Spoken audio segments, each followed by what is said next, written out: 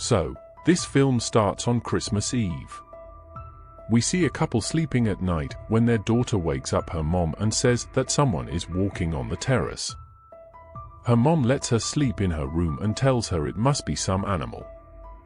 The girl replies, "But Mom, it could be Santa too, right? Because it's Christmas." Mom agrees, saying, "Yes, it can be." The girl then insists that they should keep milk and cookies for Santa. Mom says yes and tells her to go back to sleep. After that, she goes to the kitchen to put out the milk and cookies. However, when she returns, she notices that the door is open. She thinks maybe her husband forgot to close it when he came home from the office, so she closes the door and ignores it. She heads to the living room and tells her husband that their daughter has kept milk and cookies for Santa. So before dawn, become Santa and eat them, she tells him. Her husband agrees, and they both go back to sleep. Meanwhile, their daughter is still awake. This time, she hears someone walking inside the house. When she goes down to check, she sees Santa standing there. Startled, she immediately runs to her brother's room. "Get up, brother! Come with me. Santa has come to our house. Let's go see him." But her brother is in a deep sleep and doesn't wake up. So, she goes down alone to see Santa. As the girl looks at him closely, she notices Santa's strange actions, which scare her. She hides behind the door and starts watching him. Suddenly, Santa pulls out an axe from his bag, revealing blood on his hands. At this moment, we understand that this is not Santa. In fact, there is a mad eliminator, a demon in the form of a joker, named the Clown. He is known for mercilessly eliminating people. The girl is terrified as the clown approaches her brother's room. He attacks him with the axe, striking again and again, brutally detaching his head, arms, and legs, and leaving him in a horrific state. Hearing the commotion, the girl's condition deteriorates, and she tries to hide. The clown then moves to the girl's parents' room. As soon as he approaches her dad's chair, he attacks him with the axe, striking repeatedly. Hearing the danger, the wife wakes up. When she checks her hand and sees blood on it, panic sets in. She lies down and looks over to see her husband's body in a terrible state. She screams in horror. The clown doesn't stop, he continues his bloody rampage. The wife, terrified, runs to her children's room to check on them, but upon seeing her son's mutilated body, she breaks down in tears. Just as she tries to escape, the clown appears behind her, throws the axe, and brutally kills her as well. After causing all this carnage, he sits comfortably and eats the milk and cookies, cleaning the plate smeared with blood. When he opens the cupboard, he finds a child hiding inside. The sight ignites his madness again, and he eliminates the child too.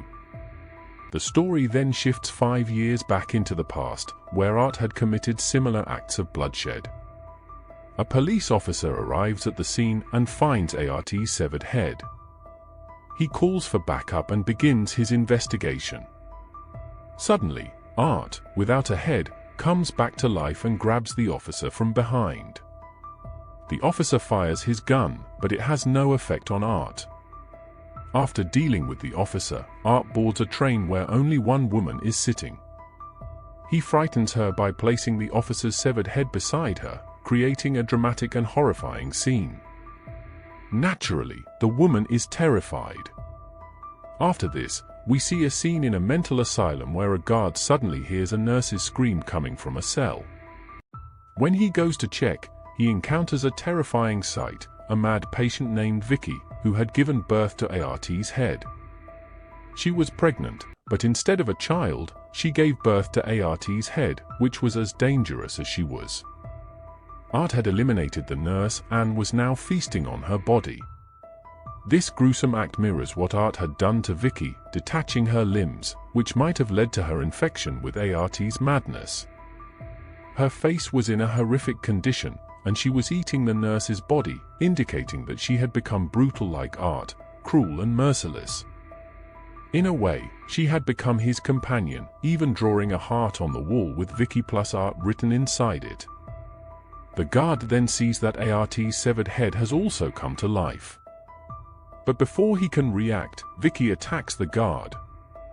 In a violent display, Vicky forces a necklace into the guard's mouth, spinning his jaw, while Art tears his face apart. Afterward, Art takes the head that Vicky had birthed and leaves with her. They end up on a train and arrive at an empty house. Here, Vicky sees her reflection in the mirror, hits her head, and breaks it. She takes the shard and sits in the bathtub, filling it with her blood while Art sits in a chair in front of her. They remain in this position for 5 years, and the story jumps to the present time. Now we meet a girl named Sienna, who has been in a mental hospital for the past 5 years. 5 years ago, Art had brutally murdered Sienna's friends, but in the end, she managed to detach Art's head using a magical sword known as Heaven's Black Sword. This incident profoundly affected Sienna's mind, leaving her in shock. Now that she's recovering, she gets released, and her uncle brings her home, where she reunites with her aunt and cousin, both of whom she is very close to. They are all happy to be together. 2 workers also arrive at the empty house to survey it for demolition. Inside, they find Vicky and Art's corpses, lying like statues covered by a net, which surprisingly shows no signs of decay. Before the workers can comprehend what's happening, both corpses come back to life and seize them, mercilessly eliminating them. Meanwhile, Sienna's cousin touches Sienna's diary and begins reading it.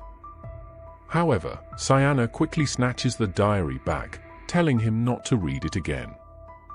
During a meal together, Sienna sees her dead friend, who looks horrifically damaged, the same friend whom Art had eliminated.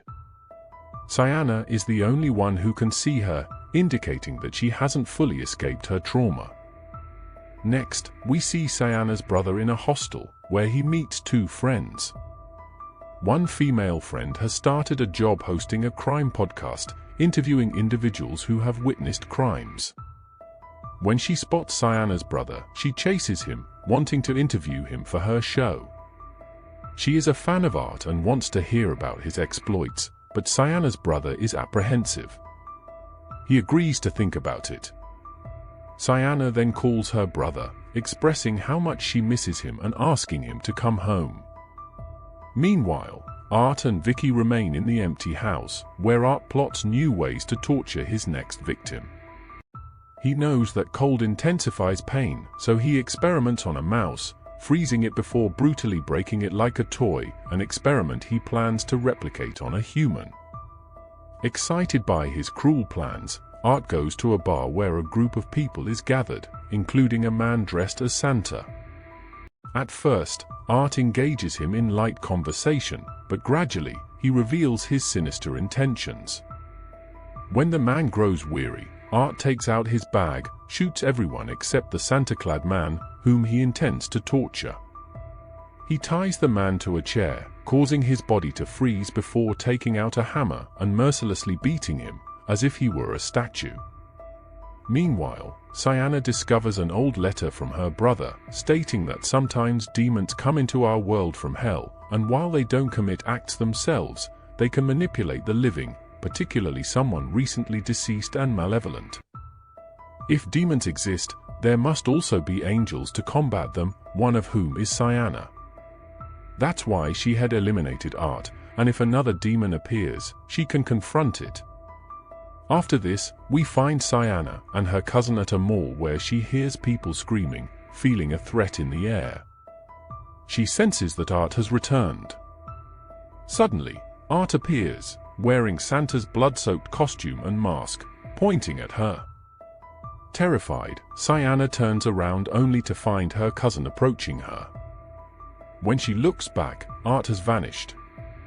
Returning home, Sienna tells her brother about her sighting of Art at the mall, insisting that she sensed it was him, despite his disguise. Her brother is skeptical, suggesting she must have been mistaken since she eliminated Art and that his terror is over.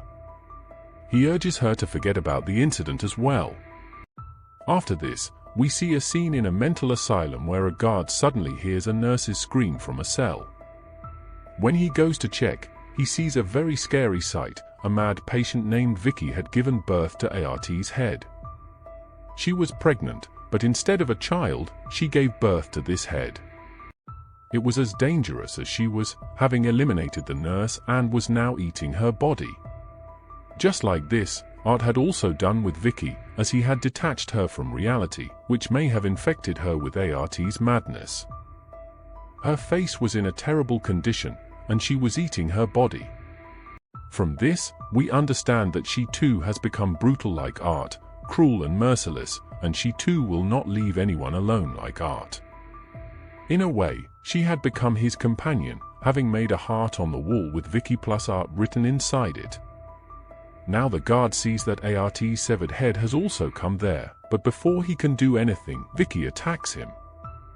After this, both of them display their brutality. Vicky puts a necklace in his mouth and spins his jaw, while Art tears his face apart. Art then takes the head that Vicky had given birth to, takes Vicky, and leaves from there. Both of them end up on a train and go to an empty house.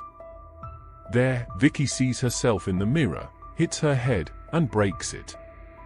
She takes the broken piece and sits in the bathtub, filling it with her blood while Art sits in front of her on a chair. She remains in this position for 5 years, and the story jumps to the present.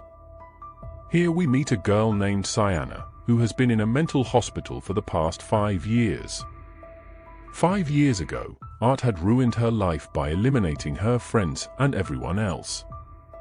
In the end, it was Sienna who had detached Art's head with a magical sword known as Heaven's Black Sword. That incident deeply affected Sienna's mind, leaving her in shock. Now, however, she was fine and got a leave from the hospital. Her uncle brought her home, where she met her aunt and cousin, both of whom she was very close to, and they were happy to see her. In the same empty house, there were 2 workers whose job was to break old buildings.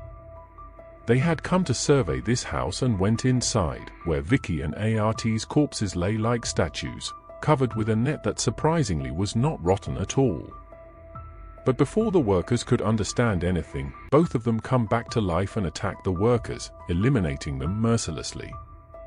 While taking out some stuff, Sienna's diary is touched by her cousin, who starts reading it. However, Sienna quickly takes the diary from him and tells him not to read it again. Later, when everyone is eating together, Sienna sees her dead friend, who looks terrible. She is the same friend whom Art had eliminated.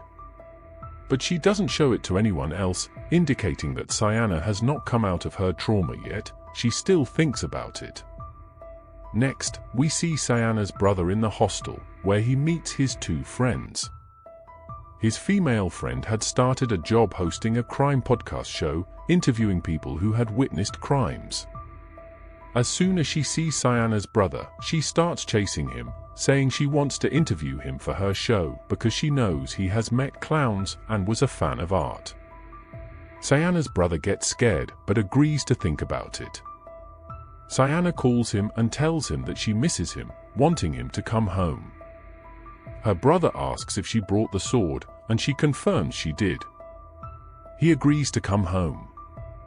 Meanwhile, their uncle goes to the hostel to pick up Sienna's brother. In the bathroom, Sienna's brother's friend is with another girl when Art attacks. He first eliminates her friend and then brutally attacks the girl, hitting her head until her face is crushed.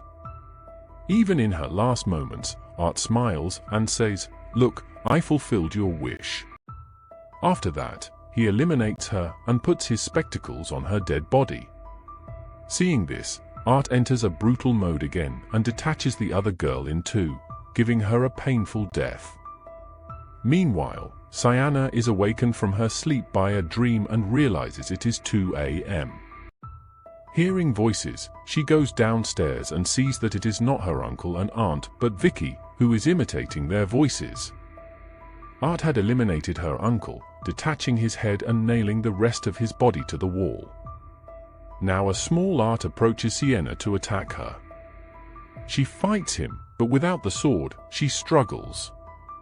She tries to reach for the sword, but little Art attacks her with a hammer and knocks her unconscious. When Sienna regains consciousness, she finds herself tied to a chair, and her aunt is tied to a chair in front of her. Something is wrapped on the table in the middle. Vicky goes to her aunt and removes the tape from her mouth. She cries and asks where her daughter is. Vicky then shows a cage containing a detached head being eaten by rats, but it looks like a skull, making it unrecognizable. Her aunt cries, refusing to believe it is her son's head. Vicky tortures her by putting a rat in her mouth through a pipe, then detaching her throat and pulling the rat out. In front of Sienna's eyes, Vicky eliminates her aunt mercilessly and then puts a crown of thorns on Sienna's head, stating that it is not her cousin's head. Vicky tells Sienna's cousin she will bring her cousin there, and Art puts a pair of glasses on that head as a sign that it belongs to Sienna's brother. Sienna goes crazy, screaming loudly. Vicky tells her to shut up, saying there is no God here, and begins strangling her. Vicky believes in Sienna's God and wants to break her spirit to control her, but Sienna is strong enough that she neither believes in God nor breaks her spirit. In a desperate attempt, Vicky tries to eliminate Sienna's cousin, so Art puts a knife to her neck. However, Sienna's cousin has an idea. Okay, you two are angels, right? Please fulfill my wish and eliminate me before I die. They agree, and she requests to open a gift of hers. This was the same box where Sienna had kept the sword because her cousin knew how to eliminate these demons. The box is given to Sienna, but just before she can open it, Art hits her hand and breaks her fingers. Despite the pain, Sienna finally opens the box, and surprisingly, her hands heal on their own because she now has the magical sword. It is her turn to fight back. She takes out the sword, tears Art's throat, and throws the sword at Vicky, piercing her chest. She retrieves the sword and pierces it through Vicky's mouth, finally blowing her head off. Thus, Vicky's game is over. But then Art seizes the chance to attack. Now that Sienna has the magical sword, she counters every blow Art delivers. They engage in a fierce fight, with Sienna piercing Art's stomach and pinning him against the wall. But Vicky's blood turns into acid, causing the ground to melt and break beneath them. Sienna's cousin falls into hell, but she holds on to the wall. Seeing her cousin in trouble, Sienna leaves Art to save her cousin. She urges her cousin to come up, but her cousin slips, and Sienna follows her into the abyss, falling into hell with the sword. Sienna is devastated, but she promises herself she will go to hell to retrieve her cousin and the sword. Meanwhile, Art is nowhere to be found, and the window is open, indicating he has escaped. Bad news for everyone. The movie concludes with a girl on a bus reading a book about demons when Art sits next to her, ready to scare her. Thus, the bloodshed is set to start again. To stop Art, Sienna must venture into hell to retrieve the magical sword and finish him off once and for all. And with this horrific ending, the movie comes to a close. Thanks for watching.